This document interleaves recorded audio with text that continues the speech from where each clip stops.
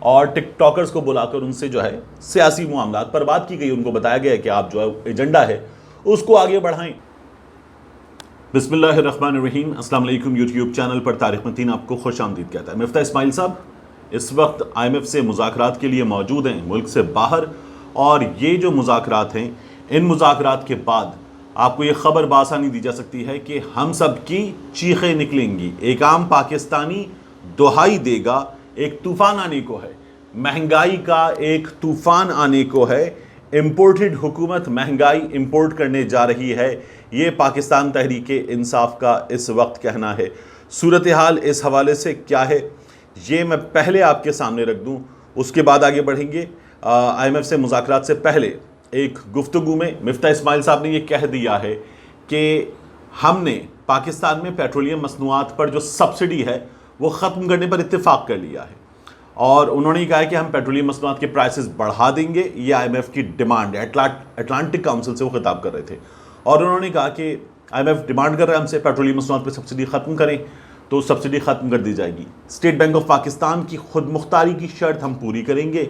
معاشی اصلاحات پر عمل درآمد یقینی بنایا جائے گا. اسٹیٹ بینک کی خود مختاری کے لیے معاشی اصلاحات متنازع شرائط نہیں, ان پر عمل درآمد ہر صورت کرنا ہے. ابھی آپ دیکھیے کیا کیا ہوتا ہے.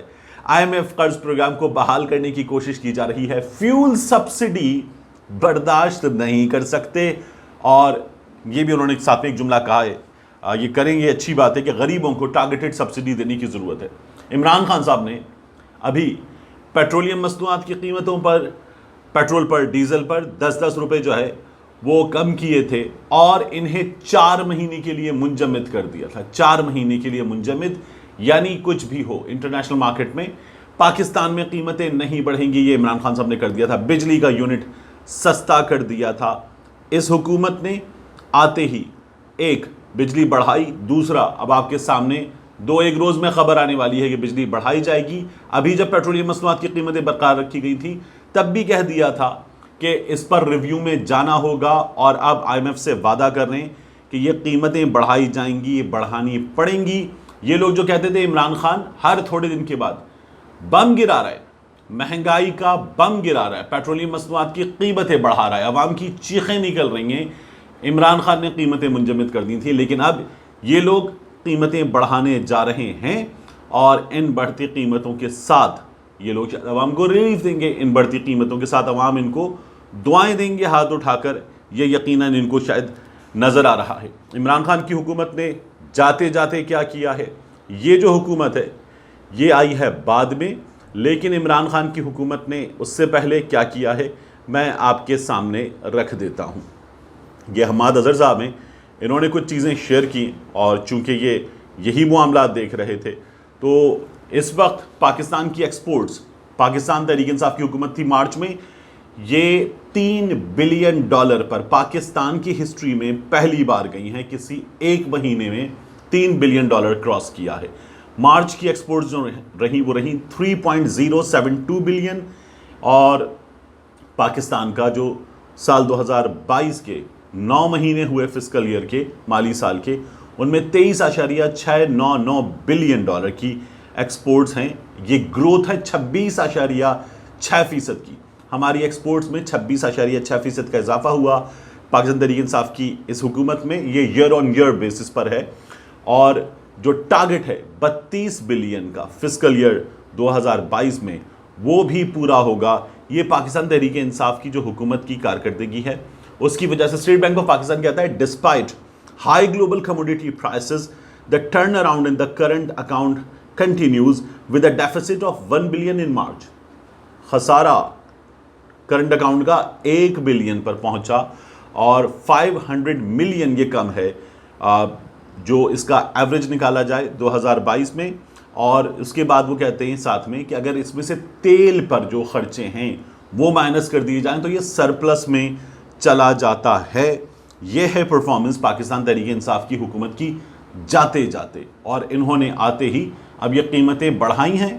اور یہ تمام کی تمام قیمتیں بڑھانے سے پہلے کہتے ہیں دنیا میں کہیں ایسا نہیں ہوتا کہ آپ پیٹرول سستا لیں, مہنگا لیں اور لوگوں کو سستا بیچیں. اب انہیں یہ نظر آ رہا ہے کہ مہنگائی انٹرنیشنل مارکیٹ سے لنکڈ ہے. اس کے بعد پاکستان تحریک انصاف کی حکومت جو ہے وہ چلی گئی ہے اسلام آباد ہائی کورٹ. ان کا یہ کہنا ہے کہ اسی عدالت نے فیصلہ دیا ہے کہ الیکشن کمیشن 30 دن کے اندر فیصلہ دے دے. تو انہوں نے کہا دیں فیصلہ 30 دن کے اندر. 30 دن کے اندر پاکستان تحریک انصاف کی جو فارن فنڈنگ کیس ہے اس میں فیصلے کو کہ فیصلہ آ جائے الیکشن کمیشن کی جانب سے ہم مانتے ہیں, لیکن صرف ہمارے ساتھ مت کیجئے, یہ آپ سب کے ساتھ کیجئے. یہ 17 جماعتیں ہیں, ان تمام 17 جماعتوں کے ساتھ یہ کیجئے.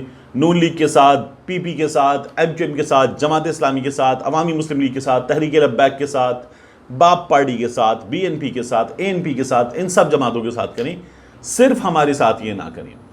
الیکشن کمیشن ان تمام 17 سیاسی جماعتوں کے اکاؤنٹس کی چھان بین کا حکم جو ہے اس کو دیا جائے اور تمام سیاسی جماعتوں کے اکاؤنٹس کی چھان بین کی جائے, اور اسٹیٹ بینک رپورٹ کے بعد الیکشن کمیشن جو ہے وہ تفصیلات منظر عام پر لے آئے. پاکستان تحریک انصاف کے ساتھ یہ امتیازی سلوک نہیں کیا جا سکتا. یہ استدعا لے کر پاکستان تحریک انصاف پہنچ گئی ہے عدالت. اور تھوڑی دیر میں عمران خان صاحب جو ہے وہ پریس کانفرنس کر رہے ہیں. جب آپ یہ ویڈیو دیکھ رہے ہوں گے تو ممکن ہے وہ پریس کانفرنس جاری ہو. ایک مزیدار خبر اور آئی ہے, میں نے آپ سے کہا ابھی مزہ آئے گا. مریم نواز شریف صاحبہ نے ٹک ٹاکرز کو بلایا, جاتی عمرہ میں ان سے ملاقات کی ہے, اور ٹک ٹاکرز کو بلا کر ان سے جو ہے سیاسی معاملات پر بات کی گئی. ان کو بتایا گیا کہ آپ جو ہے ایجنڈا ہے اس کو آگے بڑھائیں, اور اپنا جو مسلم لیگ نون کا ایجنڈا اس کو آگے بڑھانے پر بات کی گئی ہے. دیکھیے یہ ٹک ٹاکرز کو کیوں بلا رہے ہیں. عمران خان صاحب کی حکومت میں گورنر ہاؤس میں ٹک ٹاکرز آ رہے تھے, مختلف عہدیداروں سے ٹک ٹاکرز مل رہے تھے, ملاقاتیں ہو رہی تھیں. تو یہ لوگ کہتے تھے یہ ٹک ٹاک کی حکومت ہے, یہ سوشل میڈیا کی حکومت ہے, یہ وزیر اعظم سوشل میڈیا کا وزیر اعظم ہے, ٹرینڈز کا وزیر اعظم ہے. لیکن یہ جو اتوار کی روز قوم باہر نکلی تھی, اگر آپ سب اپنے موبائل کو دیکھیے تو عمران خان کے چھوٹے چھوٹے سے کلپس آپ کو مل رہے تھے. لا الہ الا اللہ انسان کو خودداری دیتا ہے, میں اپنی قوم کو غلام نہیں بننے دوں گا, میں اپنے فوجیوں کا خون بہنے نہیں دوں گا, میں نے یہ فیصلہ کیا ہے, میں اس ملک کو کسی کی غلامی میں نہیں دوں گا, ہم آپ کے غلام ہیں, جو آپ کہیں وہ کر لیں. یہ تمام کلپس آپ کو ٹک ٹاک پر مل رہے تھے. یہ چھوٹے چھوٹے کلپس بلینز میں وائرل ہوئے ہیں. اگر آپ ہر کلپ کو دیکھیں تو ہر کلپ ملین میں گیا ہے, اور یہ بلینز میں وائرل ہوئے ہیں. ہر پاکستانی نے عمران خان کی اس گفتگو سے ریلیٹ کیا, اس گفتگو سے وہ متاثر ہوا, اور پھر اس کے بعد جو ہے قوم سڑکوں پر نکلی ہے. سب سے زیادہ ان چھوٹے چھوٹے کلپس کا رول تھا. مریم نواز شریف صاحبہ نے اب جو بلایا ٹک ٹاکرز کو, یہ ایک اسسمنٹ کا نتیجہ ہے. میری ایک اہم شخصیت سے بات ہو رہی تھی, اور وہ جو کمیونیکیشن ہے اس سے تعلق رکھتے, اور ان کا ساتھ میں یہ بھی کہنا تھا کہ انہوں نے بہت سے اہم اداروں کے لیے کمیونیکیشن کے یہ کام انجام دیے ہیں. ان کا یہ کہنا تھا کہ ہم عمران خان کو, جو 70 برس کی عمر کو پہنچ چکا ہے, یہ سمجھتے تھے کہ یہ ایک بزرگ آدمی ہے, اور یہ جو ہے وہ باقی چیزوں سے کٹا ہوا, یہ سوشل میڈیا پر اپنا وقت ضائع کر رہا ہے. لیکن عمران خان نے ان سب کو دکھا دیا کہ وہ ان سے آگے سوچتا ہے.